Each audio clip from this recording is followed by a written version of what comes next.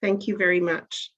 We will have a question and answer portion after the presentation. So when we get to that point, please raise your hand using the icon at the bottom of your screen so we can manage the conversation appropriately. As well, you can type questions and comments in the chat box. Chantal from Alberta Elder Abuse Awareness Council will be monitoring our chat box so that we don't miss anyone. Thank you to Cindy, our technical support person from Core Alberta this morning, for helping us out.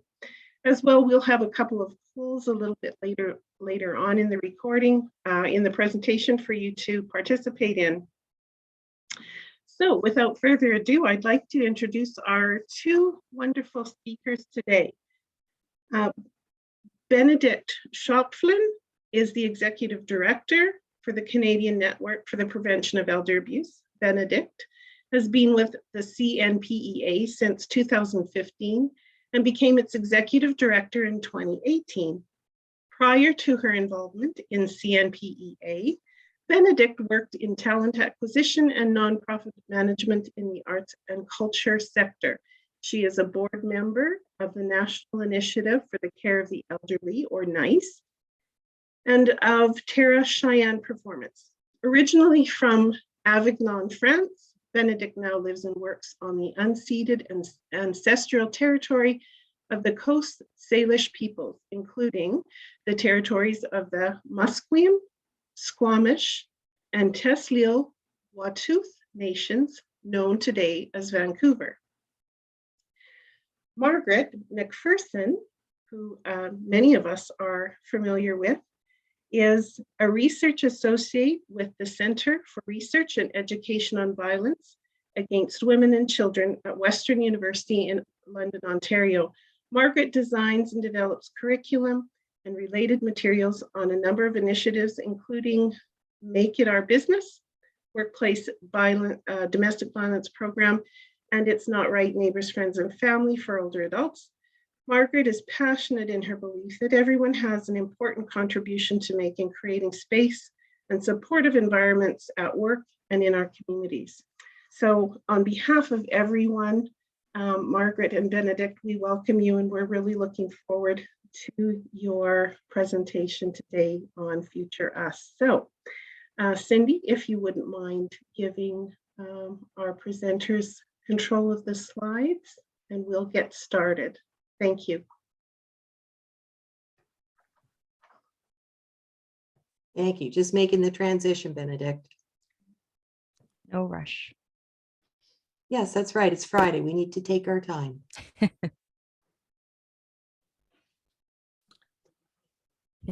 There you go. It's working. Perfect. I hope everybody can hear me well. Hi, everybody. Thank you very much to Core Alberta for having us today. And thank you, all of you, for being here and joining us to hear more about Future Us. So on March 24th, just last Thursday, CNPEA released something called Future Us, which is a roadmap to elder abuse prevention. We like to say that it's an engagement strategy for anyone and everyone. You can access it since last week at futureus.cnpea.ca. You will be able to find the document as a downloadable PDF and as well on a website in French and in English. It's been a long project for us, as it's been a year and a half or so, but the idea had been kicking around a lot of people's minds for a lot longer than this. So what we did is we decided to put together a strategy and start thinking about how we can all better work together and fill a role each at our own individual, organizational, communal, and governmental level to try to achieve a more coordinated approach to elder abuse prevention. And so what we did is invite a lot of potential partners to the table, and they involved advocates, professionals, researchers from across the country.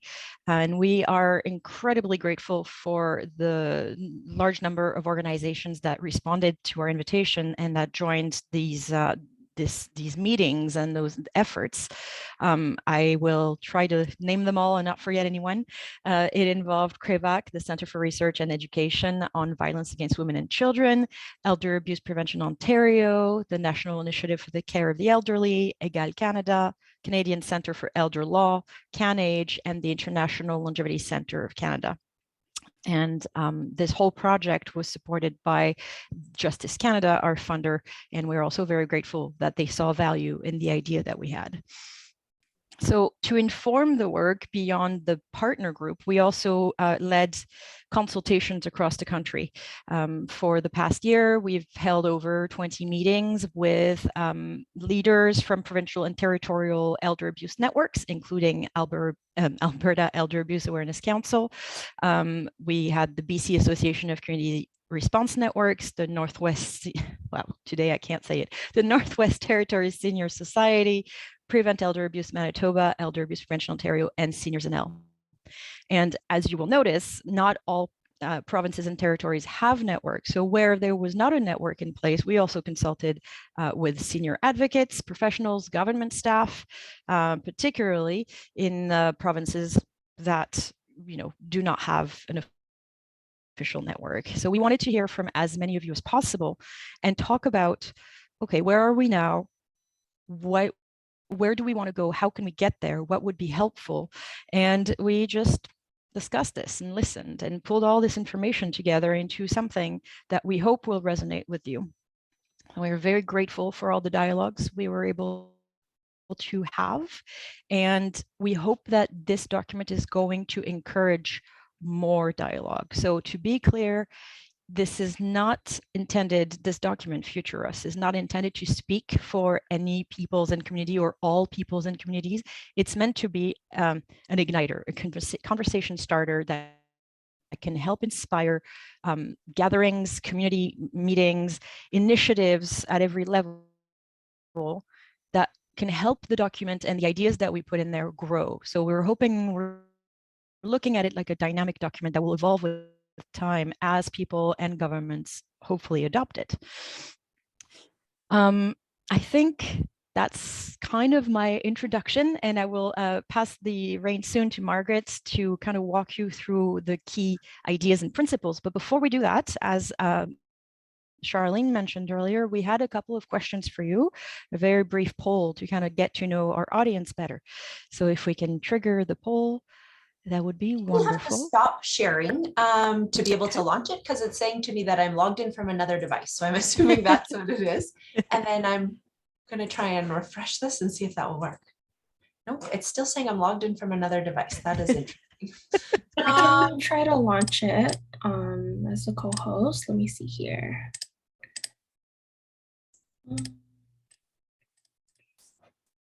Okay. Okay. Hopefully that works. Cindy, are you able to? Yes, it should be out now. Great. Thank you. So the first question for you, we just want to know a little bit more about your background. So feel free to check all that apply. I know some of us have many varied career pathways. So please click any and all that apply.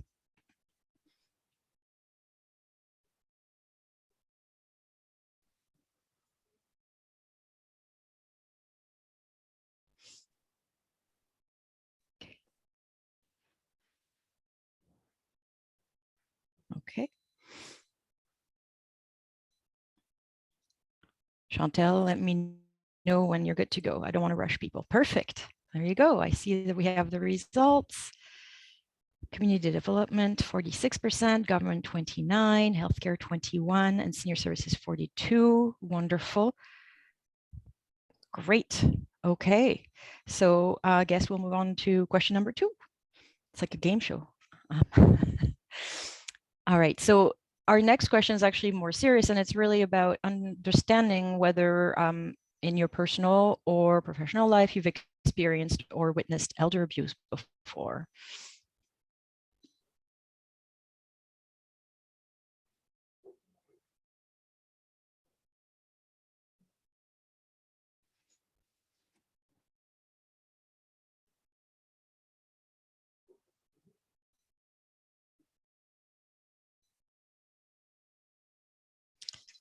Thank you for answering. And I should have mentioned, obviously, those answers are not going to be shared in any way. And I appreciate your honesty in saying this. So unfortunately, as expected, many of you have witnessed or experienced it. It's yet again another proof that this issue is widespread and much more than we realize, kind of rampant in our communities. Thank you. And then our final question. Are you currently part of a network or a community group that works to address elder abuse or ageism?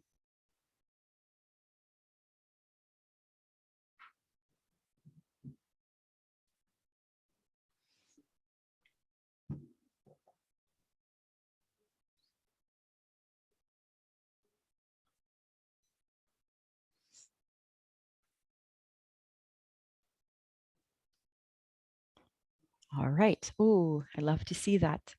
88% said yes. That's wonderful. So I think you will hopefully find this presentation very relevant for your current work.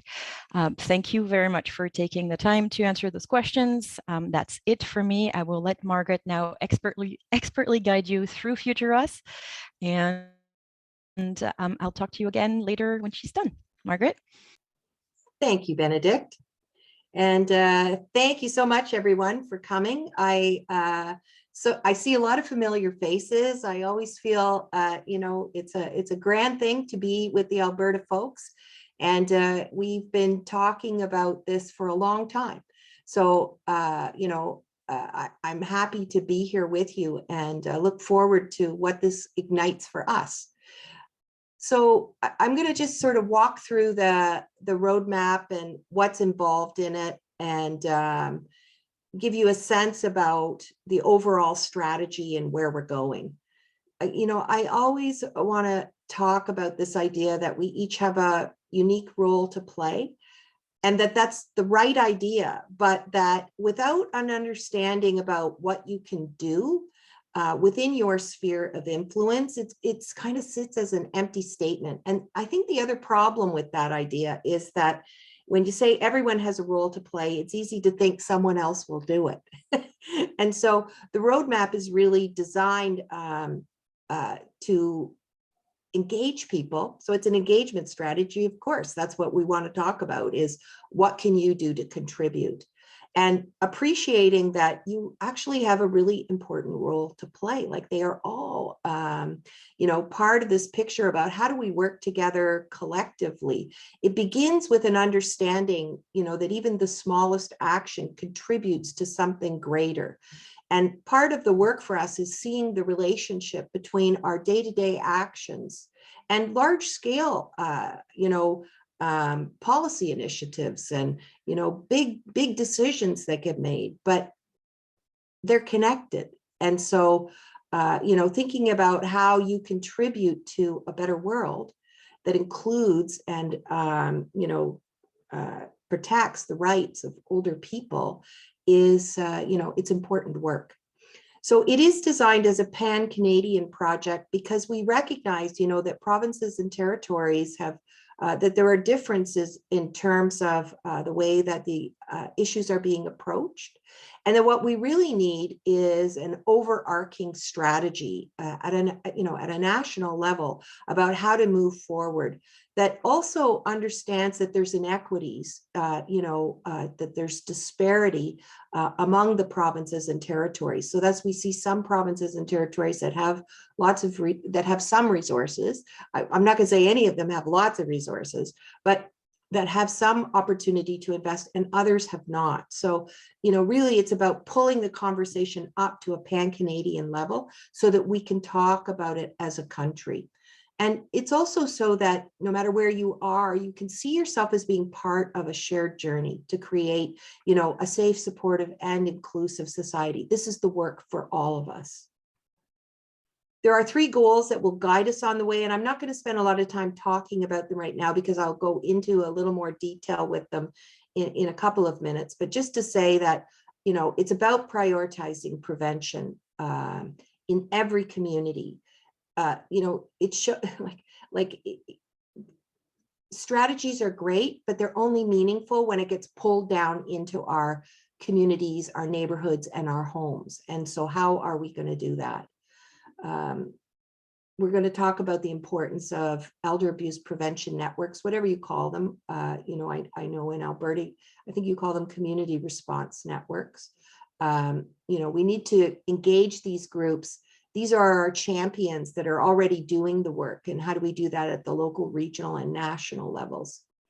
And then, you know, it's a fundamental piece. We have to teach everyone to recognize warning signs and how to respond, and then how to find help in the community. So those are the goals that we're, you know, aiming to achieve from all communities across the country. You know, over, like, this is not a short-term project. We launched the roadmap. It's just the beginning of the conversation. I think it's critical to acknowledge that this is not a new idea. It's already well underway. And, you know, those of you who are here, I'm going to guess that a lot of you are the, you know, the trailblazers and innovators, the, you know, those people who won't go away on this issue and who remain committed to, you know, doing the work to shift the norms in our society that penalize us as we get older, and that don't appreciate, I think, the different kinds of experiences that come with aging. So we know that governments have made investments, but it is in an uneven way. Nevertheless, we are in motion, and building and consolidating what's already there, what's already happening is the strategy about a pan-Canadian approach. So learning how to work together, how to pool our actions, our resources to achieve collective goals. This is the work that's ahead of us.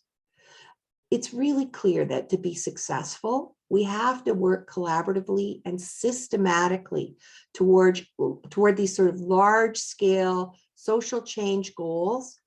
And that while we're doing that, we keep our, you know, we stay committed to the idea that each one of us has a role to play, that our contributions absolutely matter, and that it's our relationships with each other that help us build the road as we walk it. So the roadmap itself has 5 sections, and we've included in the PDF and on the website these tabs that make it easy to, you know, you can read the whole thing from start to finish, and you know, and we appreciate that. But you can also just go to the part that you're most interested in, and so the tabs help you navigate that a little bit. When we talk about starting the journey in the first section, it's about, you know, what do we already know about ageism and elder abuse? What are the definitions that we're working with? What does the research tell us? And where are we starting from? So we start with ageism, right? Because we know that it's a direct correlation with elder abuse, and how we see and think about older people, how we see and think about our own aging has a lot to do with what we see showing up in society.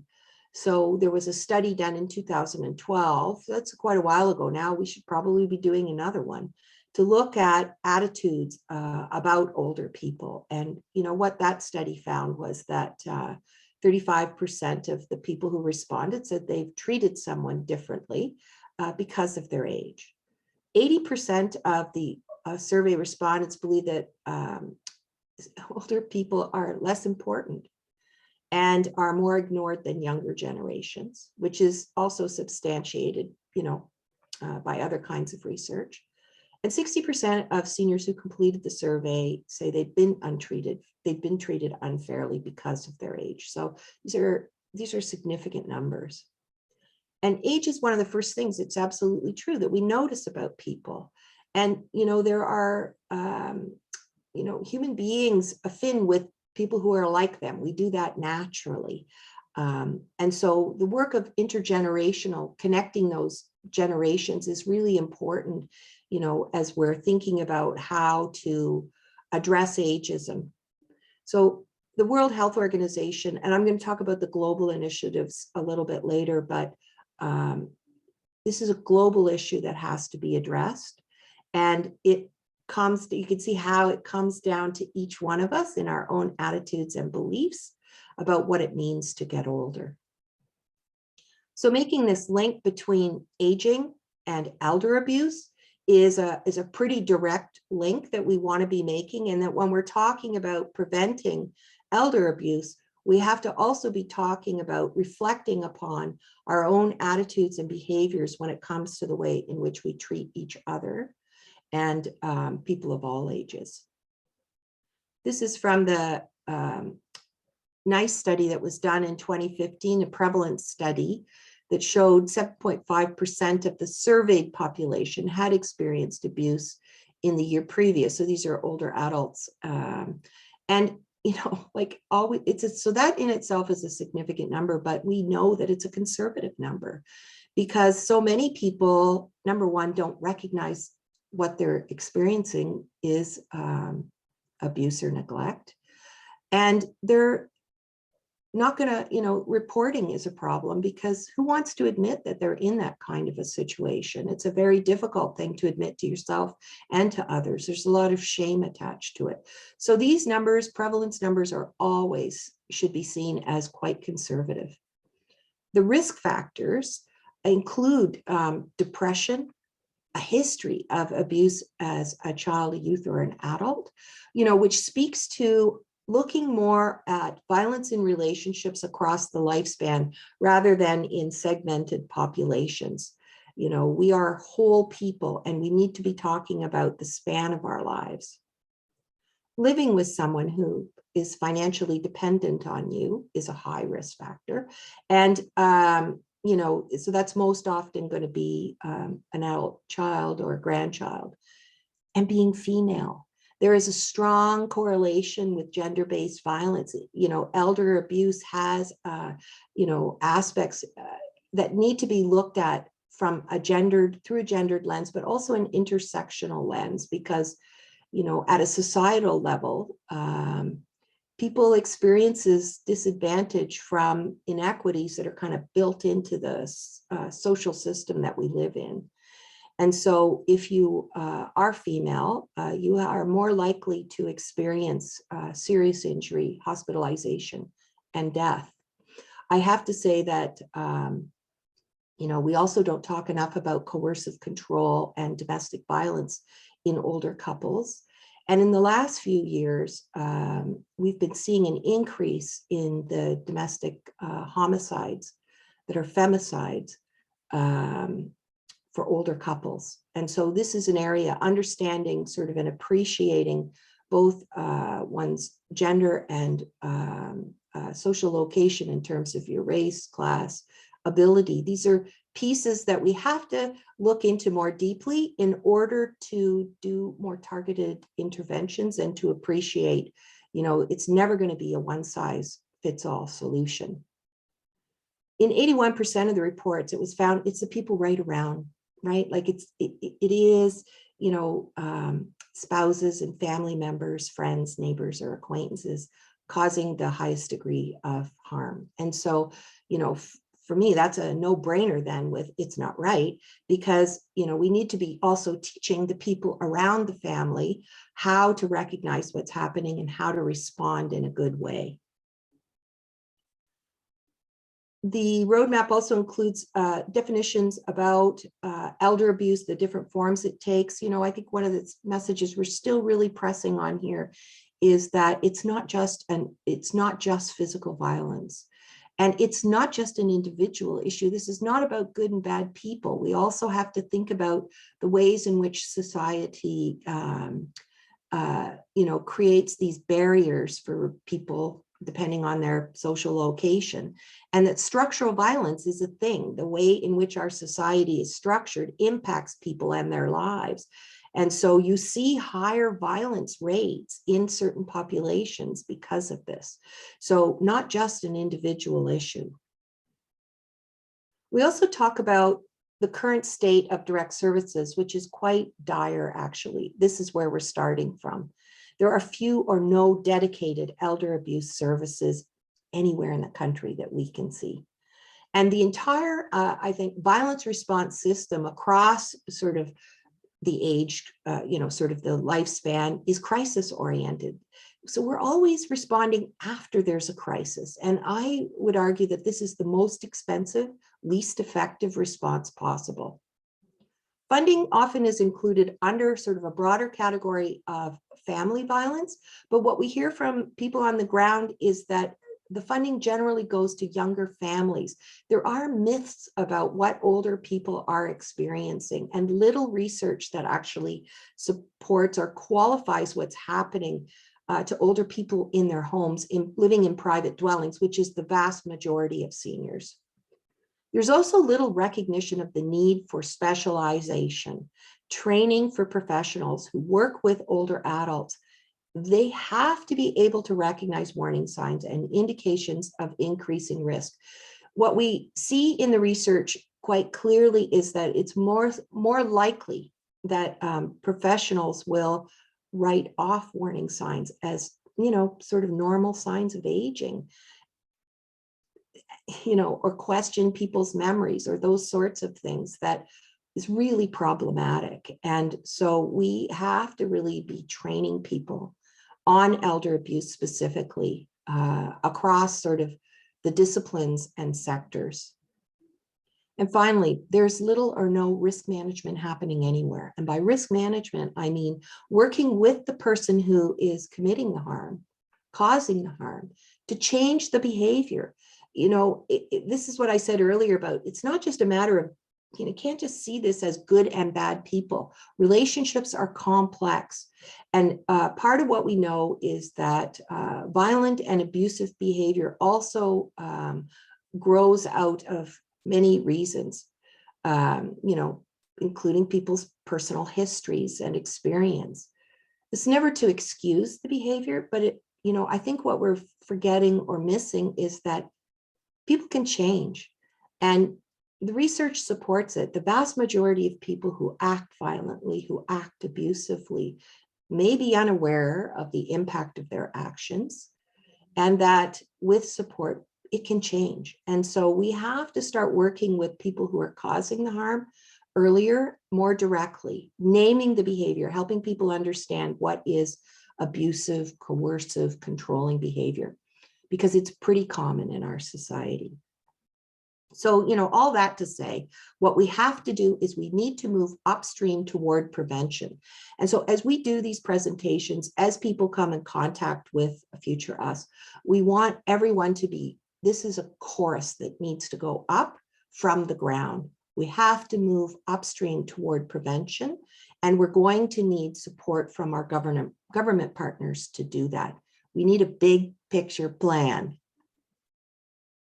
It's a global issue, right? So it's not just us who is dealing with this. It's a global issue. And there is, a need for a collective approach that addresses both ageism and elder abuse.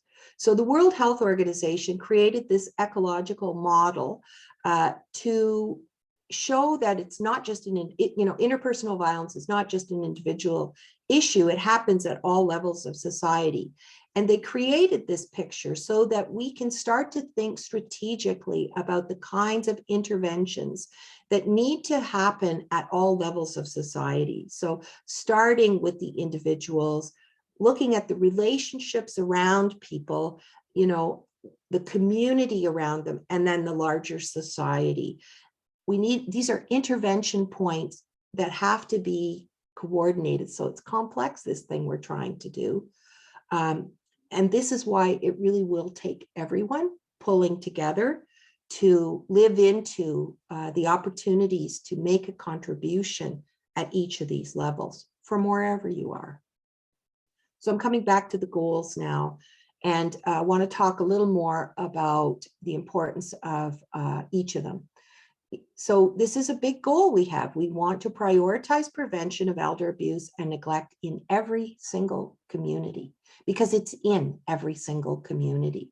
And so, those of you who are here with us today, you are already doing this work. What we hope the roadmap will do is give you tools and language and support for pushing on, your municipal governments, local governments, provincial, territorial, and the federal government to rally around this idea of collective action. The network, the second goal, is around building the infrastructure of networks and really understanding that the hard work happens on the ground in local communities, and we need to bring support to them. So again, this is something that we already have pieces of it in place. So Alberta has lots of the pieces in place in that you have the Alberta Elder Abuse Awareness Council that has some support from your provincial government already. That's a big piece. And then you've done all this work with local networks so that you do have an array of people, some of you on the call today, who are doing the work at a local level. And we spend a little bit of time in the roadmap talking about the value of investing in networks and the kind of work that networks can do. So the Canadian network, for example, is already doing all of these things that you see on that list, but they have no annualized funding. And so they're vulnerable. It's like the idea of being able to do sustained work over time becomes really compromised when we don't have sustained funding. So we have put together some estimated costs based on what we know from different jurisdictions and experiences about, from some of the existing committees, networks that are happening. And so we're, looking at a federal investment of $9.5 million of annualized funding. Now that, is not a big number when you think about the complexity of the issue of elder abuse and the pervasiveness of it, and also the increasing urgency as the population ages to put something in place now. And so we're looking at this as an opportunity to share costs between levels of government. I know it's an ambitious, idea, but it's a really reasonable one, that we align our investments through the different levels of government toward these very common goals, because it's in all of our interests to use taxpayer dollars to get the best possible social return on investment. So it's a shared idea that there'd be some funding, core funding, that would go to the Canadian network, and then incentives for the provincial territorial governments to establish the provincial networks. And the same idea at the provincial territorial level, that you're going to share costs with municipalities. So this is a sort of a rough draft calculation based on what we've seen, a municipal investment in communities, so that there is an ability for these local networks to do the work that they're doing in a bigger way. And so the municipal governments would match provincial territorial funding, right? So you see, you get the picture about really using taxpayer dollars to put a system in place, to put a network in place where we can be talking to each other, sharing information, mobilizing knowledge up, down, and across the system. And that this would be a great resource for our government partners to, be able to make strategic investments in the future as well. So it's a big picture we're talking about. And so acknowledging that we are already on our way, that there are a number of provinces and territories that have done the work of developing a strategy. Some of them are out of date, need to be revisited, but they, at least they've acknowledged it. And that there are these provincial territorial networks that are there. Not all of them have annualized funding, but it's a starting point. And so part of what we're going to do is track this over the coming years to see how much progress we can make, pushing together toward these goals. We do talk more about what the networks can do. And, these are such important roles that generally don't get funding. And I think that this is really another indication of systemic ageism, expecting people, volunteers, to do this central, core work of making change in communities and not paying people to do the work. That is ageist. It's an example of how ageism is in the system. It's not, ageism isn't the only problem, but, I'm not going to digress too far by talking about the problem with unregulated capitalism, but I always do want to throw that in a little bit, is the work of human services is not a business. We have to rethink all these things. So understanding the value of networks is part of what we're going to start to do together. So those of you who are involved in the networks, we need to be able to demonstrate the value of investing in the network work, and that we can actually coordinate our efforts, learn from each other, and mobilize people to, call for this kind of action. This is what we're going to be really, I think, focused on probably on over the next year, identifying ways to do that and tools that you need to be able to support the work from wherever you are. And that's exactly the third section. It's about, okay, how can I contribute? Where do we start? And, it's about starting from where you are, because as I said, you're already underway. But let's start with citizens. Everyone can learn to recognize warning signs, respond safely and supportively, and refer to local services and supports in the community. Recognize, respond, refer. This is an evidence-based approach to social change. And of course, I'm going to point to It's Not Right, Neighbors, Friends, and Families for Older Adults.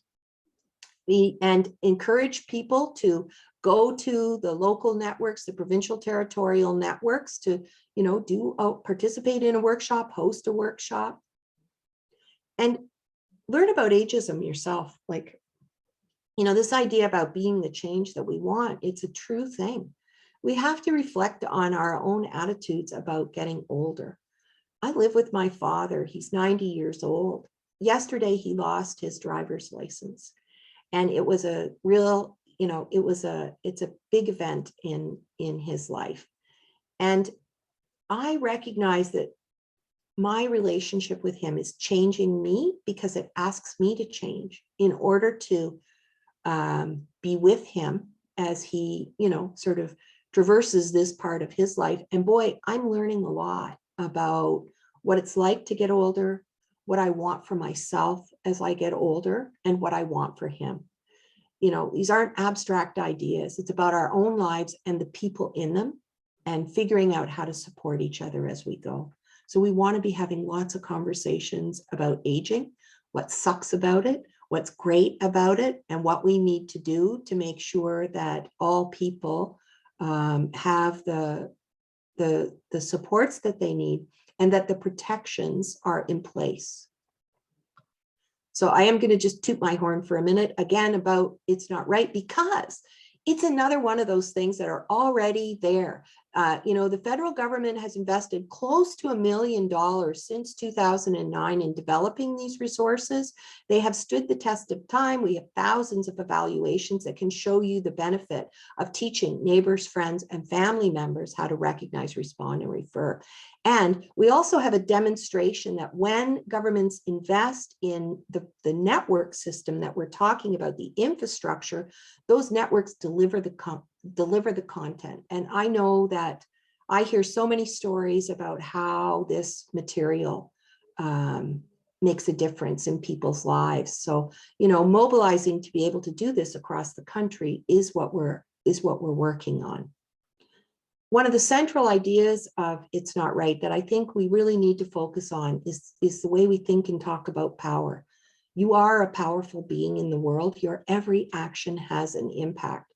This is one of the great lessons from the pandemic, if we can actually take it in. What we do makes a difference to the people around us. We have to be much more thoughtful about the choices that we make. And I think we have to be intentional about what kind of a difference do you want to make? What do you want to create? It is a real question, because we can do it, but only in concert with each other. So we have a lot to learn about working together. And It's Not Right is one of those tools, I think, that is useful in propelling us in this direction. Engagement is the key. No matter where we are, that's what we're talking about. We're not talking about angry, shaming, blaming kinds of language. This is a shared problem. It's a societal problem. And so we want to engage people in the problem as problem solvers, as co-creators, as people have something to offer. So, join your local network and contribute in that way, or start one if there isn't one. meet with your local elected officials to talk about the issues, to engage them in the issue. They're all getting older too. And don't they want their aging to be, a good process? Don't we all? So I think that the relationship with elected officials in their home ridings is instructional in the sense that you want them to understand what are the issues in your community that they need to know. Because if they're going to do their job as elected officials, they have to understand on the ground, what does elder abuse look like? What's in place to support it? What can we do together to push it along? So, asking them to raise it in their own parties, I think. So all levels, all parties, this is a nonpartisan issue, and engaging anyone who's drawn to politics, because we need the political will to drive a prevention agenda. So we need every single elected official, and then the bureaucrats as well, to understand that this is a shared agenda that we're advancing. At an organizational level, so this is, you think about that World Health Organization, this is kind of getting to the community level. Leaders in all sectors can commit to teaching their staff. So this goes in the direction of specialization, teaching people about elder abuse and how to recognize those warning signs, how to respond both as a human being, but also in whatever capacity they are as a professional. Learning about and addressing ageism as part of your equity work. So, most organizations right now are involved in becoming more equitable as an organization. Is ageism part of that conversation? It needs to be, so that you're looking at policies in your organization that may be ageist and making the changes, but also in the work with the community. So, it is looking both inward looking and outward facing that we're talking about. And for me, that is a trauma and violence informed approach that we talk about in the roadmap a little bit. I always point to the Public Health Agency of Canada. They've made a lot of investments in this trauma and violence informed practice for organizations and individuals.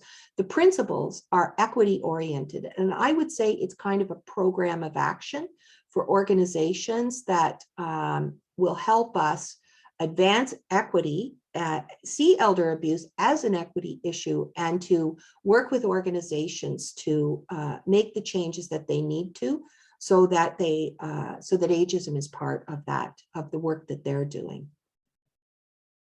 And so here's the third, here's the first goal, really, communities.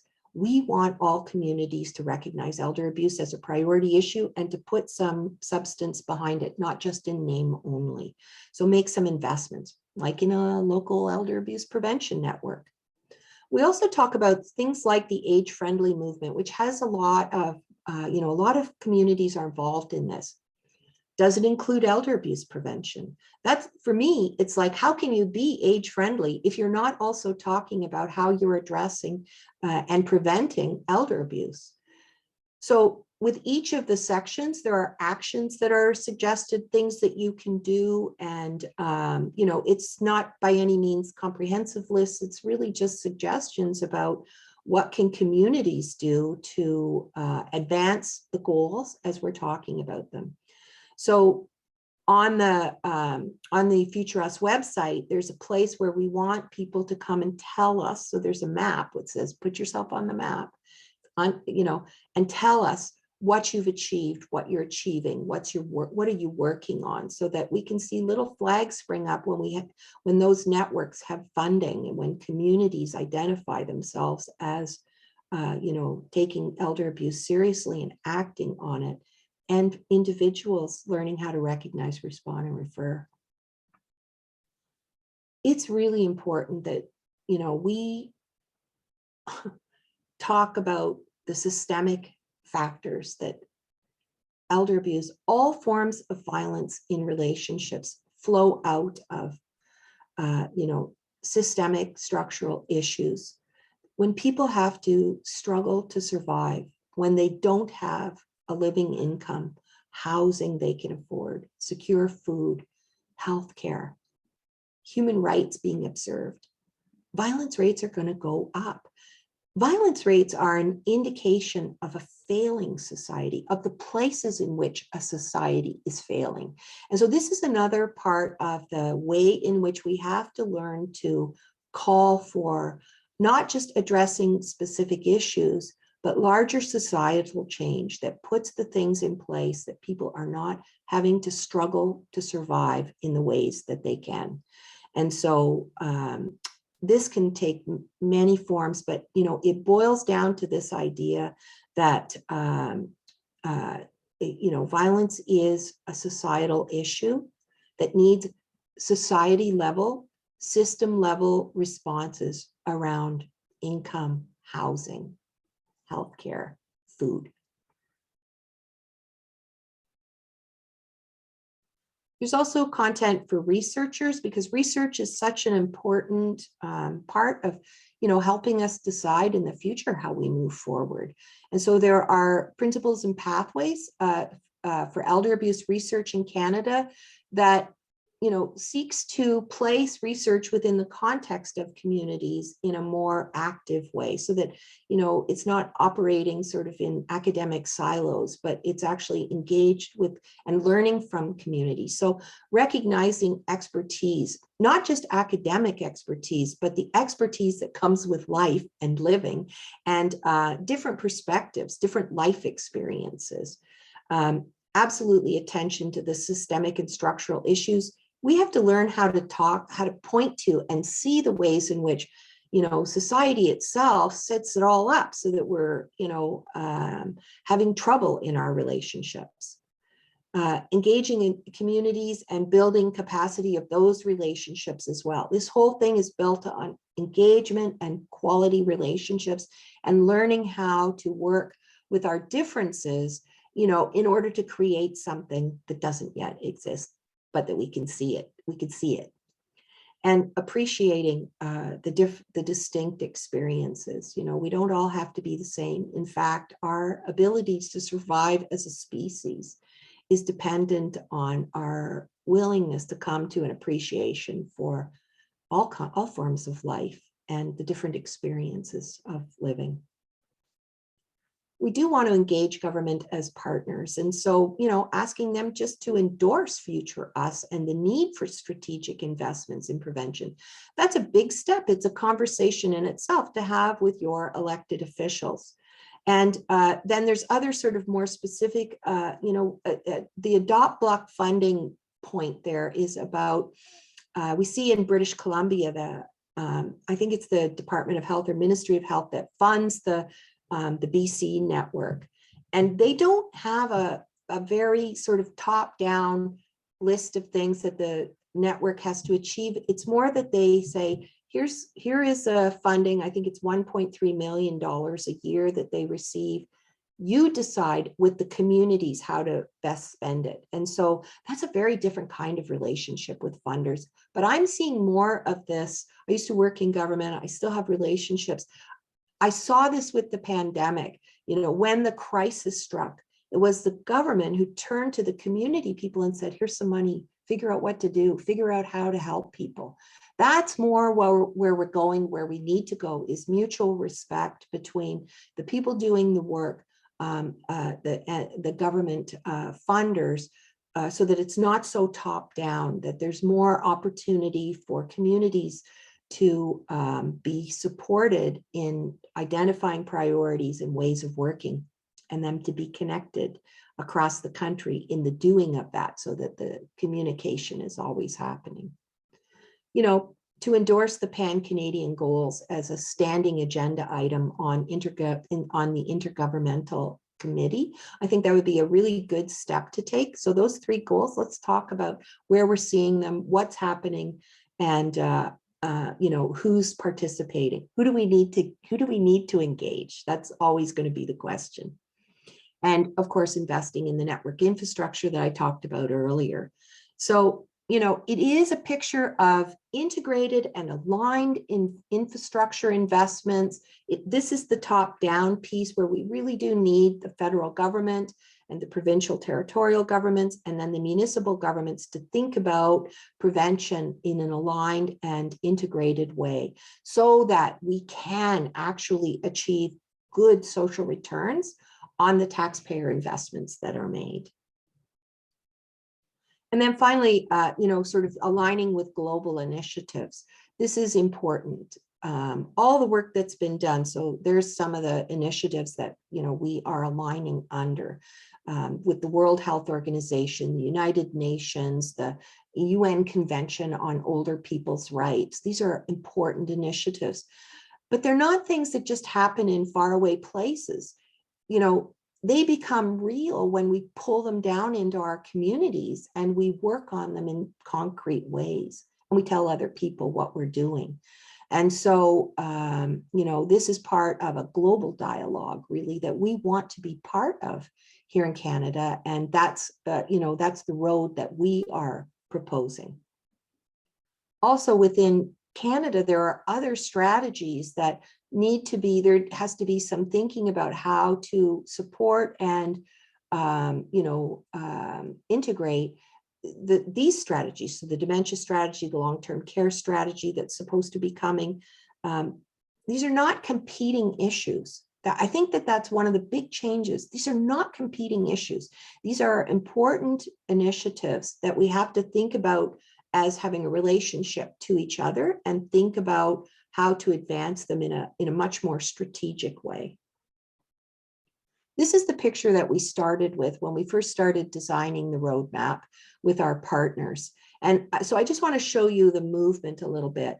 On the very left-hand side here, you see develop. So this is the Canadian network and the partners working on the strategy. And then here's the, really where it comes out to you, like talking to you today. We talked with the It's Not Right partners. So the community, we have a community of practice that meets with all the provincial territorial networks that came together around It's Not Right, but as well, advocates and researchers in other provinces and territories where they don't have a network. That's that group. And they, we're working to create and communicate a strategy about how to mobilize. We have relationships across the country with dedicated, committed people. How do we mobilize that group? So that's what we're going to be doing for the next, as I said, I can only think like kind of a year in advance right now. And so how do we mobilize these people to work on these three goals from wherever they are, engaging local groups, incorporating more people into this project of social change? And, sort of what we need to be doing from everywhere is sort of pushing on the fact that we need a prevention agenda in order to make change. We cannot continue to respond after the fact, after the crisis. We have to do that. We do. It's not that we don't need crisis-oriented supports. But boy, there's a lot we can do to stop situations from getting to that point. And that's really the path.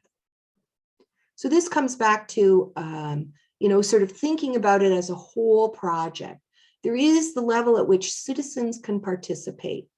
There is the level at which organizations and leaders can, engage their organizations. There are community, sort of the community approach, and community in the broadest sense of it. Yes, we're talking about municipal governments, but we're also talking about diverse communities and how they can participate. When we started this presentation, Benedict noted that, we're not trying to speak for all peoples. In fact, what we advocate for in the roadmap is that really what needs to be happening is people need to be able to convene their own dialogues, community dialogues with diverse groups, so that we can hear from different communities about what's important to them and what strategies are they employing and how can we support each other. So the community engagement piece, I think, has a very strong engagement component that will revolve around community dialogues. So we also point to resources that are existing, like the Tamarack Institute, Tamarack organization, around things that already exist around supporting people to do collective impact work. And then finally, the government piece, right? How do we engage? How do we get all these sort of pieces working together along this path? It's a big job, and it is going to totally take everyone. And so what's your reason for wanting to be with us on this? You just have to ask yourself, you know, what do you envision for yourself as you get older? And what do you hope for your children and your grandchildren? Really, if ever there was a reason to do something, it's thinking about our future generations. And the idea that we have an obligation to leave the world a better place. So, you know, what are we doing about that? So join us. You have a lot to contribute, and we absolutely need you. And so this is where we've created a toolkit that you can find on the website, and that is designed for the networks. And you know, anyone can go in and use it, but really we've designed it with the networks in mind, because you're the people who already have relationships with your local politicians. And if you don't have those relationships, there's suggestions there about how to do that, using Future Us as a tool to kind of open the door of the conversation there. So then we also are going to ask you to share it with all your networks, all the people that you know, talk to them about it, take it into your community, share it on social media. Tell us about what you're doing. We want to hear. And then we're going to keep monitoring progress over the years.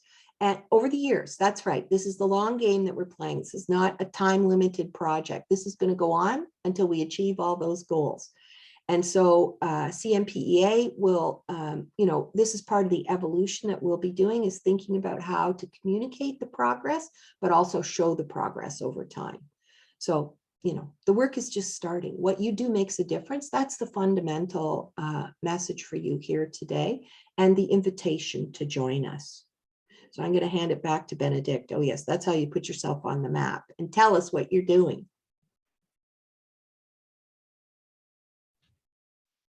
Thank you, Margaret. Okay, that was a lot. How is everybody feeling? I've been involved in that work since day one, and I still listen to this presentation and think about it, and I still get both inspired and a little daunted. But that's why we need each other, Benedict. It's that's too much for one person. And that's exactly why we need each other. And I really, really hope that this presentation has inspired you to take action. But it sounds to me like a lot of you are already doing a lot, but you know, just support the strategy in any way we can. You can.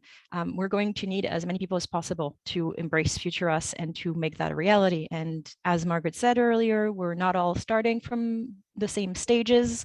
The way or the ways that you're going to contribute may look different depending on where you are, depending on who you are, and that's totally okay. There is a place and a role for everybody, and now you actually know what it is and how to get there. So as Margaret said, please do take some time to take in Future Us, to share it with people. You can see the link on the screen here, futureus.cnpea.ca. It's also in the chat box I saw earlier. Thank you, Chantel and Charlene. You can get in touch directly with Margaret and I if you have questions. And of course, the usual ways, newsletter, social media, whatever works best for you, you can find us, and we'll be very happy to hear from you. And as Margaret said, when you go to the Future Us website, you will see at the top, you can see the roadmap, you can access the toolkit where all the information is located. You can also put yourself on the map, and there's all the information you might need right there. So I think that's the gist of it. We've been doing a lot of presentations in the past week. We were doing more coming April. In the next couple of days, we're going to make available some recorded sessions that Margaret and I and some of our partners developed that sort of explore very specific areas. So we kind of broke it down in general overview, similar to what we talked about today, and then research, practice, policy, and law. So if one of these or all of these are of interest to you, you'll soon be able to access them directly on our website and listen in. They're each presented by one of our partners whose expertise was necessary to kind of focus on the one area that they're the most interested in and knowledgeable in. And as we said, you will keep hearing from us. We're just starting this work and we're very excited to have you on board with us, hopefully. So thank you again, Core Alberta, for having us, and thank you all for attending today. And I think we're ready for your questions/comments. Thank you so much, Benedict and Margaret. That was a wonderful presentation. As mentioned at the beginning, we'll have an opportunity now for some question and answers. I'll go to Chantal first. Chantal, do you have any questions in the chat box? I haven't seen any, but if anybody would have one that they can't either speak to because they are having either mic issues or something, please feel free to type it in there and I'm happy to share it out with the group. Thank you, Chantal. And as well, I invite you to raise your hand and we'll take questions for Benedict and Margaret as well. So I'll just give everybody a few seconds because sometimes it can take time for that hand to raise. I'm also aware, it's a lot of information. It's a lot of information. Sometimes people just need to go away and think about it a little bit. Yeah, no, well, if no one else raises their hand, and anyone who knows me will realize that, yes, Charlene will have a question or two because I always do. But there were a couple of things there in the chat box that just came in. Chantal? So Jenny Lynn Keene says, I don't have any questions, but just wanted to say thanks. This was a fabulous presentation. And then Aruni does ask, I know this was briefly mentioned, but just confirming, are there any specific cultural or language resources?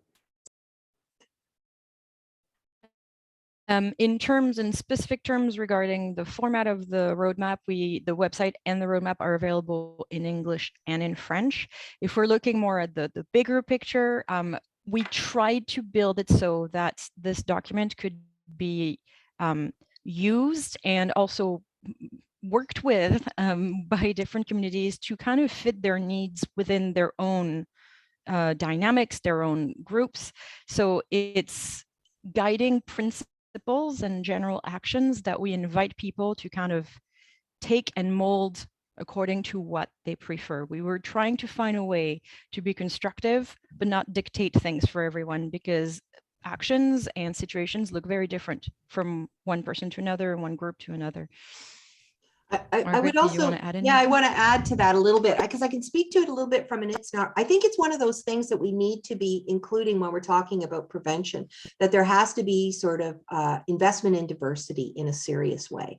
And I think about the It's Not Right project, which was funded, sort of for French and English. But what's happened is communities have adapted the materials, done the work of interpreting and having different discussions and created their own materials, in other languages. We did work with the deaf community, but there's never been a strategy about how to advance that. So it's like we have the basic materials and now there needs to be investments made so that we can diversify the content, and that has to be a process of not just translation, but that it is active engagement with different groups. That's why it's an engagement strategy, right? And so I think that that's one of the recommendations that we make is around diversifying the content and making those investments so that that can happen in a good way. Thank you, Margaret. Cindy has mentioned there is an event survey to fill out. She's put the link in the chat box, and that event survey will also go out after the presentation. I do have a couple of, first a comment. The one thing that really resonated with me, Margaret, so much of it did, but the one thing that you said, as we build the road, as we walk it, I thought that's it right there for me and for the organizations that I interact with on a regular basis. That's exactly what we're doing. We're trying to build the road as we walk upon it. The other thing I noticed in the presentation is that self-neglect was not part of the definition within this roadmap. Is that, and I know in Alberta we don't, self-neglect is not part of the provincial definition, I believe, Chantal, but it is in British Columbia. Are there, so for this roadmap, is there opportunity for provinces then to to adopt some of the findings that you have in this in the Future Us documentation or initiative to adjust some of the things that we do going forward, if that question makes sense? Like, will this be kind of the baseline for how the rest of us kind of move forward? Do you want to go first or should I go first? You go. I'm probably going to sound like I repeat myself, but we really mean it. It's this Future Us is really meant as a, well, I mean, we call it a roadmap for a reason, but it's not the end all be all. And I think as people kind of take it in and start deciding what works best for them and what they envision for their own community and their own groups, there's room to add more to it and to have those conversations. So you're right, in some provinces where, for instance, self-neglect is included, that might already be part of the conversation and it might already be on the radar. For other provinces, it's not, but maybe that's a conversation worth having. We kind of sort of went back and forth on this one and then decided to keep things as simple as possible, because self-neglect and just adds and it opens another door to another dimension of discussions. But I think it's as we said, it's not set in stone, and it's something that people can work with to incorporate additional things that makes sense to them. Awesome, thank you very much. I see Margaret also is think- percolating. I think there's a sort of a national level conversation also that needs to be taking, like, I think that's already happening around definitions and whatnot. I think it's unlikely that provinces and territories will all agree on same things, you know, and language. And so it's important for us to identify sort of differences. But it is also, I think, the role that Future Us can play is to give you a way to talk with your own sort of governments, communities, about things that you see across the country. And if you think something is important, then, you know, maybe talk with those other jurisdictions about their decision-making process. So that's more the role that Future Us can play, rather than, you know, trying to facilitate those kinds of conversations. It's meant to be a tool that you can use to advance the conversations that you think are important. Awesome, thank you so much, Margaret. Cheryl has, I think, a question in the chat box, Chantal. Yes, so Cheryl asked, will more INR It's Not Right videos be coming out regarding dementia and Alzheimer's as we're moving towards remaining in their homes longer and ideal opportunity for abusive situations? Oh, that's such a good question. Yes, well, you know, I don't have any funding to do more videos, but we already made a video that I'm actually been invited to do a workshop in Alberta in the end of May around the relationship between elder abuse, domestic violence in that context, dementia, and caregiving. Like, so we do have videos for that now that we've never really explored. It's like we've been pretty focused on the introductory content, but that's a whole level of complexity that I would sure like to do more with. And so, you know, I think that it's part of our looking for funding to make new videos, but also we have resources that we just haven't really tapped into yet. So that's an evolving conversation, and Chantal will be able to tell you about opportunities to engage in that. Thanks, Margaret. Go ahead, Chantal. I was just going to mention that for those of you who are on our It's Not Right trainers and presenters group, I'll be sending out an email because Margaret and I have just figured out a date that we will be able to reschedule the previous training regarding this. So if you're interested in it, just watch for an email that will be coming out shortly. And for those who aren't as familiar, if you are still interested, please feel free to reach out to us through the website. There's an email address on there and you can connect with us directly so that you can find out more information on It's Not Right and what we're doing here in Alberta with that program and how to get involved, as it is so key to underlying so much of the work that you guys have mentioned today. And I don't see anyone else's hand up. So can I jump in with my own question? Yeah, sure. Thanks.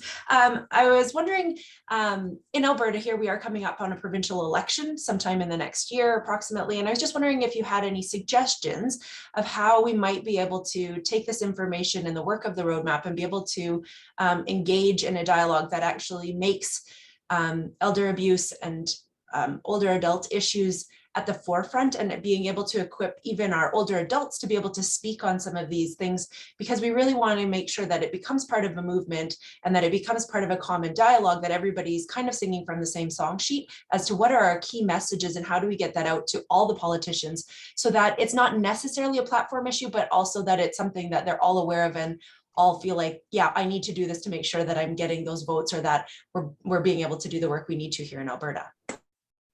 Yeah, that's such a good question. And so I do think that the toolkit offers, sort of letter templates, things to start that you can use to gives you language and points to the goals and future us as a tool to use to start those conversations. And then in the roadmap, we also make suggestions like, hold an all candidates meeting. If I have time, if we have time, okay, Benedict, this is you and me. If we have time, we would like to do more in that toolkit. So that's a little bit of the conversation with all of you about what kind of tools would be helpful. And so, I'm looking at resources right now for, a format for an all candidates meeting that you could focus it with some questions. Those are the kinds of things that leading up to election that I think, so giving the networks the information that they need to be able to host one is, probably a good way to do that. But then also the letter. I think the more local elected officials hear from us about, this has to be part of, it should be an election issue. That's what we're learning how to do, is mobilize around some of those basic messages.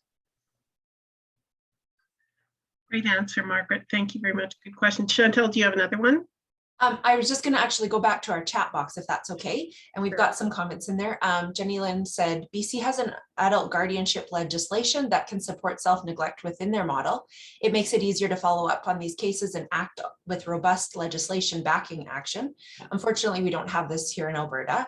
And then I was just wondering if anybody wanted to make comment on that, or if there was anything further to that. Agreed, we do not have that legislation here in Alberta. We don't have anything, we don't have much around the self-neglect, I guess, would be the piece around that. It falls under other pieces of legislation and concerns, I guess, but. It's going to sound like a shameless plug, but I actually do think it could be of interest to Jenny Lynn and to maybe other people. On April 12th, the Canadian Centre for Elder Law is going to release an updated document that they actually a website now that they call the Practical Guide to Elder Abuse and Neglect Law. And so it's looking at every province and territory, what's there, what's in place, also looking in a broader lens at how you can make your practice more inclusive if you're working in the justice world. It's a fantastic resource for people to tap into. So on April 12th, we're hosting them for a webinar to talk about kind of an overview comparative thing across the country, but I know that they are more than happy to do more targeted provincial presentations. So that's something, Chantal, to keep in mind if you wanted to one day have a talk with them to focus strictly on what's happening in Alberta and kind of give a primer for everyone. I'm sure it could be a great presentation. That's it, I'm done. Great, thank you. Yeah, that's great to know. It's nice to hear that document's being updated, because it is kind of a go-to thing for, I think that a lot of us have used. So thank you for that information, Benedict. I have a question right at the end of the slide presentation, Margaret. There was a mention just at the very bottom about inviting us to take part in a 5-module series. Can you tell us a little bit more about what that is? Yes, so these modules were created with one of our partners, NICE, and they happened just this past week between the 29th and the 31st. And they were all recorded, and we're going to make them available on cnpa.ca. They're also available soon on our YouTube channel. And as I said earlier, they sort of take the key bits from the future us, but because let me backtrack. When we created Future Us, we had many incredible conversations. There was so much we would have wanted to put in there, but then we realized it was going to get really long and really dense, and nobody wants that. So we agreed we were going to keep the document simpler and more approachable, and then do a series of modules to kind of dive in a little bit more. And so that's where we decided to do this 5 module series, not 5 season, that's not Game of Thrones, but so the first one is the overview with Margaret, and then we did one on research. So what can researchers do, you know, taking some of the high level information that Margaret's talked about earlier when she talked about research, but kind of delving in with a very concrete example, what can they do to contribute to elder abuse prevention in their work as researcher. And then one on practice, which is hosted by Rayanne Rideout of Elder Abuse Prevention Ontario, which was looking more at, yes, what does it mean in practice? What happens? What do you learn through INR? What exactly does it mean to be trauma and violence informed? What does it look like on the ground? And then we had one on policy. So what are the policy priorities that, because policy can mean government, but it can also mean decision makers at different levels, even in larger organizations. You know, what are the priorities? What should everyone keep in mind as a kind of an aging lens and ageism lens to lead to better policies that take in aging as a key factor and that support a broader prevention goal. And then the final one was on law, Canadian Centre for Elder Law, talking about the law generally, and also same thing, principles for people who are in the justice world at large. What does it look like? What questions should they be asking? You know, between what we're asking now when you're looking at a case that might involve elder abuse, there are the questions that these professionals might be asking, and then there are all the ones that maybe should be taken into consideration to be able to provide better, more supportive, more efficient processes for older adults who are going through this whole ordeal, because the justice system can be pretty re-victimizing. And it's also touching on kind of hot topics like, yes, adult protection services, or what are really the duties for whom for reporting, and what does that look like? And why is it maybe that reporting is not always the best thing to do as an individual, or how to do it better? So it's, those modules are really made to kind of nerd out a little bit and dive in the meat of the topics, because we couldn't quite do it through Future Us. So they're all done and ready, and we're going to put them on our website between today and Monday. Depends how much work I have to do. Wonderful. Thank you for that. I think many of us look forward to seeing those modules. So thanks for that, Benedict. Chantal, are there any more questions in the chat box? No, none at this time. Okay. Does anyone have any? Okay, go ahead, Margaret. I have one little thing I wanted to say. I noticed, I think Cindy put the It's Not Right website into the chat, which is great, but I'm always want to point to Chantal and the Alberta Council. When we created sort of a pan-Canadian approach for It's Not Right, so the work that CREVOC does in developing materials and working with the provincial territorial networks situates sort of, you know, the provincial network as the place to go to when, if you want workshops, if you want presentations, that sort of thing. And so you can also go to the Alberta Elder Abuse Awareness Council, as Chantal said, if you want to talk more about It's Not Right. Not that I'm not, willing to talk about it, but in Alberta, that's the go-to. That's the go-to. Great, thanks for that, Margaret. So I'll give everybody just a few seconds if there's anyone else who wants to put up their hand and ask a question or share a comment with Margaret or Benedict or the rest of us, please do so.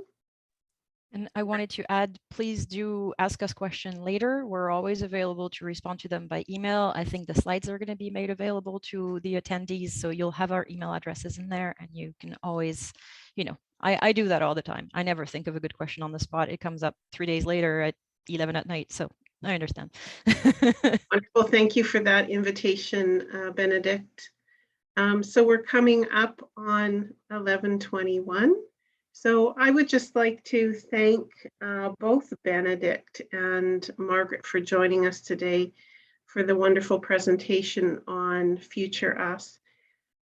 And I would also like to encourage everyone to join the Elder Abuse group on Core Alberta. If you're not already a member, please take some time to sign up. There's some wonderful presentations available on that website, and this one will also be made available. This is just one topic of many that we bring to the province and to support workers and people who are interested in having conversations on elder abuse. So I invite you to become a member. And again, I would like to just one more time thank both Margaret and Benedict for joining us today. We look forward to the great opportunities that Future Us will hold for those of us working in the province to address elder abuse, but also on a national scale. So wonderful work that both of you have done. Your time and the work that you've done and continue to do are very much appreciated by the rest of us who are interested in addressing elder abuse in our communities, in our province. So without seeing any other hands being raised and some of the thank yous that I'm seeing coming in the chat box, on behalf of Core Alberta, the Core Alberta Elder Abuse Planning Team, I'd like to thank everyone for joining us today. It's been a pleasure. And again, thank you, Margaret and Benedict, for joining us. Margaret and Benedict, please stick around and have a brief debrief with the team after. So just if you wouldn't mind sticking around, and to the rest of you, thank you very much for joining us. Have a great weekend and enjoy some sunshine, hopefully. Take care.